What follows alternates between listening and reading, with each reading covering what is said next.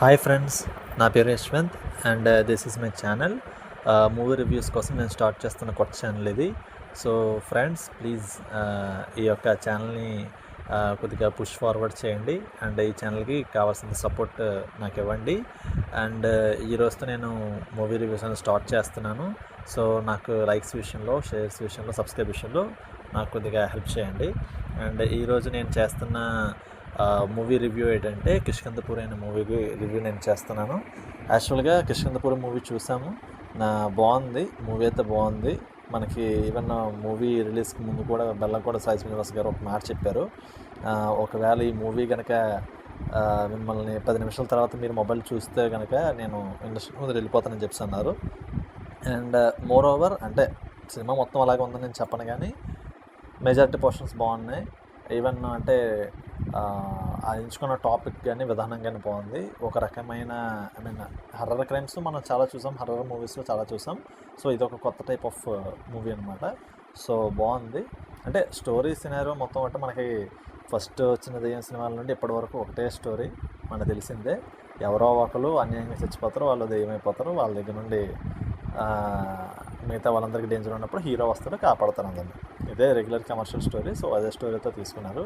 So main movie plot యాక్చువల్గా సువర్ణమాయ అనే ఒక బిల్డింగ్ ఉంటుంది కిష్కింధపురి అనే ఊరు చివరిలోని. సో అందులోని ఒక దెయ్యం రావడం, సో 1989లో కొంతమంది చచ్చిపోవడం, సో ఆ తర్వాత కొన్ని పూజలు చేసి దాన్ని మూసేయడం, ఆ తర్వాత మన హీరో హీరోయిన్ ఇద్దరు కూడా ఒక గోస్ట్ వాకింగ్ టూర్ అని చెప్పేసి ప్లాన్ చేస్తూ కొన్ని ఫేక్ టూర్స్. యాక్చువల్గా వాళ్ళు దేనికి చేస్తున్నారంటే వాళ్ళే సినిమాలో చెప్పారు, మనుషులను భయాన్ని పోగొట్టి ధైర్యంగా ఏదైనా విషయంలో ముందుకు వెళ్ళడానికి ఇలాంటి మనం చేస్తామని చెప్పారు. సో అందులో అనుకోకుండా ఒకసారి కస్టమర్స్ సెలెక్ట్ చేసుకున్న కిష్కింధపురిలోని ఉన్న సువర్ణమాయకి వెళ్ళడం, అక్కడ వాళ్ళు ఓపెన్ చేయగానే ఆ దెయ్యం రావడం అండ్ దెయ్యం క్యారెక్టరైజేషన్, దాని నుండి అంతమంది ఎవరెవరు ఎలా ఎఫెక్ట్ అయ్యారో ఆ ఎఫెక్ట్ అయిన పర్సన్స్ని హీరో ఎలా కాపాడేది మిగతా స్టోరీ అనమాట. సో స్టోరీ లైనప్ అయితే చాలా బాగుంది. ఈవెన్ డైరెక్టర్ కూడా మేకింగ్ బాగా చేస్తారు. ఇంకోటి ప్లస్ పాయింట్ ఏంటంటే సినిమాకి ప్లస్ పాయింట్ ఏంటంటే బీజిఎం అని చెప్పుకోవచ్చు. ఎందుకంటే బీజిఎం అనేది చాలా బాగా ఇచ్చారనమాట. ఎక్కడ ఎలివేటెడ్ సీన్స్ తీసుకోవాలో అక్కడ ఎలివేటెడ్ బీజిఎం కొట్టారు, ఎక్కడ లో చేయాలో అక్కడ లో బీజిఎం కొట్టారు. అండ్ స్పెషల్గా చెప్పుకోవాలనుకుంటే సాయి శ్రీనివాస్ గారి నుంచి బాగా చెప్పాలి. ఎందుకంటే ప్రీవియస్ మూవీస్తో పోలిస్తే నెమ్మదిగా మూవీస్ ఆయన ఒక పర్ఫార్మెన్స్ ఎంత ఇంప్రూవ్ అయింది. సో ప్రజెంట్లీ ఈ మూవీలో ఆయన యొక్క బాడీ లాంగ్వేజ్ కానీ, ఆయన యొక్క మోడ్యులేషన్ కానీ, వాయిస్ మోడ్యులేషన్ కానీ అండ్ ఓవర్ ద టాప్కి వెళ్ళిపోలేదు, అలాగని డౌన్ టు ఎర్త్కి వెళ్ళిపోలేదు. ఆ సినిమాకి ఆ క్యారెక్టర్కి ఎంతవరకు అవసరమో అంతవరకు తన ఎఫర్ట్ని అయితే పెట్టారు. ఇంకా అనుపమ పరమేశ్వరన్ గురించి అయితే మనకి చెప్పక్కర్లేదు. She was the wonderful actress.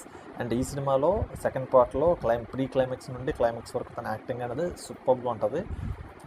అసలు తను చేసిన యాక్టింగ్ విధానం చూసినప్పుడు నిజంగా దెయ్యాన్ని చూస్తే ఎలాంటి భయం కలుగుతుందో అలాంటి భయం మనకి అనుపమ అనే మూవీలు చూసినప్పుడు మనకు కలుగుతుంది. అండ్ విలన్ క్యారెక్టర్ చేసిన గురించి మనం స్పెషల్ చెప్పుకోవాలి. శాండీ మాస్టర్ మనం రీసెంట్గా మనం వింటున్నాం, లియో మూవీ నుండి మనం వింటున్నాం, తన పేరు వింటున్నాం. కొన్ని మ్యాక్సిమం మూవీస్లో కూడా తను విలన్ క్యారెక్టర్స్ చేశాడు. సో తన క్యారెక్టరేషన్ చాలా బాగుంది. అంటే ఒక ఫిజికల్ హ్యాండిక్యాప్డ్ పర్సన్ కింద తను నటించిన విధానం అండ్ తన క్యారెక్టర్ కోసం తను మార్చుకునే విధానం అండ్ ఆ క్యారెక్టర్ తను జీవించిన విధానం, ఇంకా నటించడం చెప్పక్కర్లేదు, మనం జీవించడం. ఎందుకంటే అసలు అలాంటి ఒక క్యారెక్టర్ని ఛాలెంజ్గా తీసుకోవడమే ఒక బ్రేవరీ డిసిషన్ అని చెప్పాలి. బ్రేవరీ డిసిషన్ తీసుకోవడం కాకుండా దాన్ని ఎగ్జిక్యూట్ చేస్తున్నప్పుడు పర్ఫెక్ట్గా ఎగ్జిక్యూట్ చేసినట్టే డైరెక్టర్కి ఏ పాయింట్ ఆఫ్ వ్యూలో ఎలా కావాలో ఆ పాయింట్ ఆఫ్ వ్యూలో అలా మారినట్టుగా తను చేశాడు. యాక్చువల్గా కొన్ని సందర్భాల్లో హీరో కన్నా విలన్ డామినేషన్ ఎక్కువ కనిపిస్తుంది అనమాట. అంటే అంత యాక్టింగ్లో అంత బాగా చేశారు. యాక్చువల్గా తను ఒక డ్యాన్స్ మాస్టర్ అయినప్పటికీ యాక్టింగ్లో చాలా బాగా నటించారు. ఇలాగే కనుక ఆయన ఫ్యూచర్లో ముందుకెళ్తే కనుక లైక్ రాఘవ లారెన్స్ గారి లాగా, ప్రభుదేవ మాస్టర్ లాగా ఆయన కూడా ఒక డ్యాన్స్ మాస్టర్ కమ్ హీరో అవ్వడం మనం ఆశ్చర్యపోనక్కర్లేదు. సో ఇంకా మిగతా క్యారెక్టర్స్ ఇంకా హైపర్ అది గారు కానీ ఇంకా ఏవైతే వేరే క్యారెక్టర్స్ ఉన్నాయో ఆ క్యారెక్టర్స్లో ఎవరి క్యారెక్టర్స్లో వారు బాగా చేశారు. సో మూవీ అయితే చాలా బాగుంది ఫ్రెండ్స్, మీరు వెళ్ళి చూడండి. వన్ టైం వాచబుల్ అని చెప్పను, బట్ బెటర్ మూవీ. అండ్ ఈ మూవీకి నేను అనుకుంటున్న రేటింగ్ ఏంటంటే 3/5. ఎందుకంటే మూవీ బాగుంది, బట్ కొద్దిగా మైనస్ పాయింట్ ఏంటంటే సెకండ్ హాఫ్ తర్వాత నాకు కొద్దిగా నెరేషన్ స్లో అయింది అనిపించింది.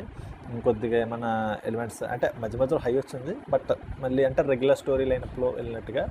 అండ్ ఇంకోటి ఏంటంటే గ్రాఫిక్స్ ఇంకొద్దిగా ఐ మీన్ సాయి శ్రీనివాస్ గారు అంటే కొద్దిగా ఆల్రెడీ ప్రీవియస్ ఎక్స్పీరియన్స్ ఉన్న హీరో కాబట్టి ఇంకొద్దిగా బెటర్ విఎఫ్ఎక్స్ పెట్టుంటే ఐ మీన్ స్క్రీన్ ప్లే కానీ ఇంకొద్దిగా మార్చుంటే బాగుంది అనిపించింది. బట్ మూవీ వాజ్ గుడ్, చాలా బాగుంది, చూడొచ్చు.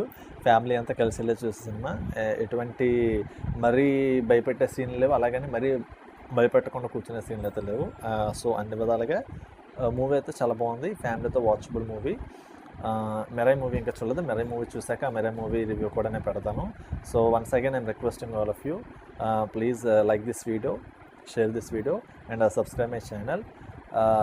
మీరంతా సపోర్ట్ ఇస్తే ఇంకా మంచి మంచి రివ్యూస్ ఇవ్వడానికి, మంచి మంచి మూవీస్కి యాక్చువల్గా మన రివ్యూ బయాస్డ్గా ఉండదు, అన్బయాస్డ్గా నేను రివ్యూస్ ఇస్తాను. అంటే ఈ హీరో అని ఆ హీరో అని, ఈ హీరోయిన్ అని ఆ హీరో అని మనకి ఏముండదు.